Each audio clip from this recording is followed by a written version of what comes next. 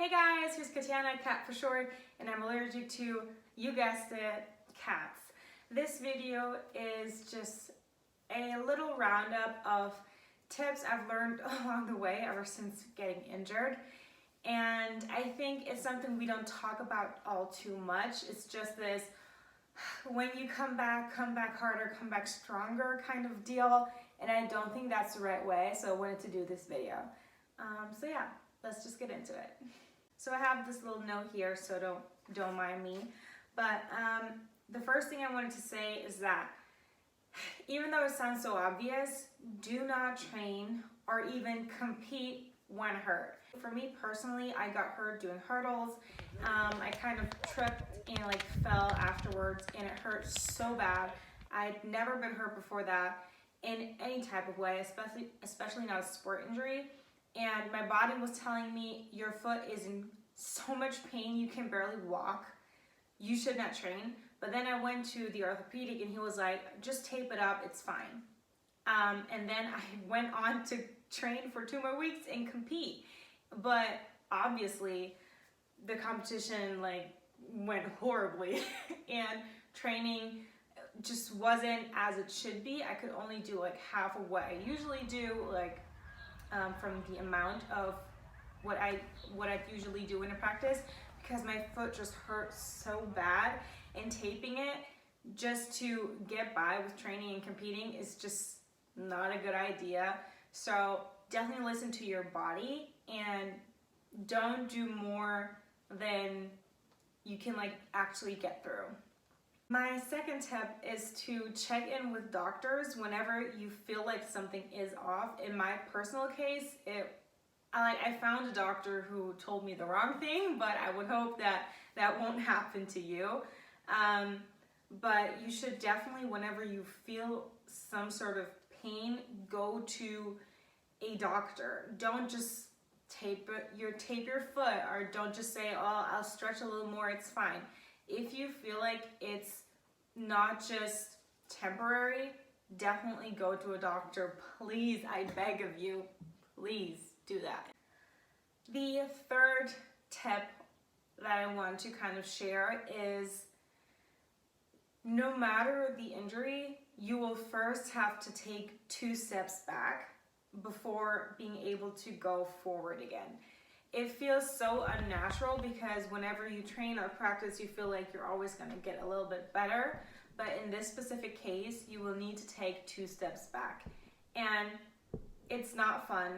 It's absolutely horrendous, actually. You feel so bad because you know what you're capable of and you're not the same person anymore. But you do need to remind yourself that you aren't the same person anymore in this specific moment.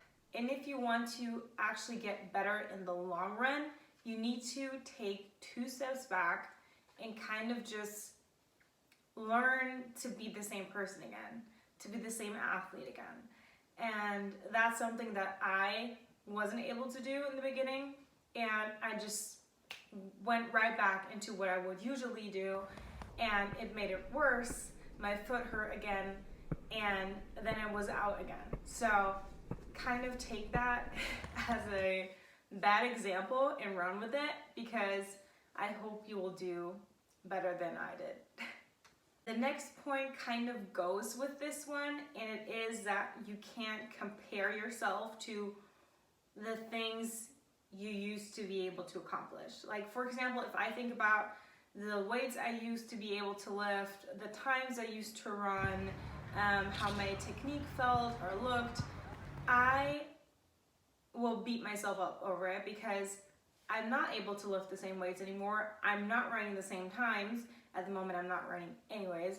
And my technique definitely worsened because over the last 2 years, I haven't been able to train properly for more than 2 weeks at a time.